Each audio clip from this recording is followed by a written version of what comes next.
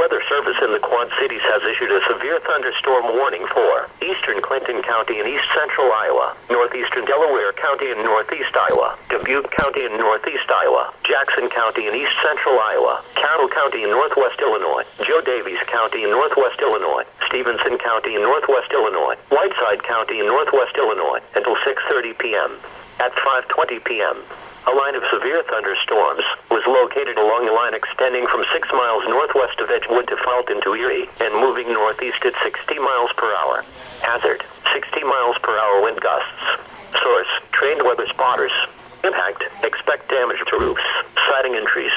Locations impacted include Clinton, Morrison, Dubuque, Rock Falls, Sterling, Galena, Mount Carroll, Freeport, Colesburg, Epworth, Zwingle, Spragueville, Bankston, Preston, Garden Plain, East Clinton, Luxembourg, Prophetstown, Piast, and Lamont.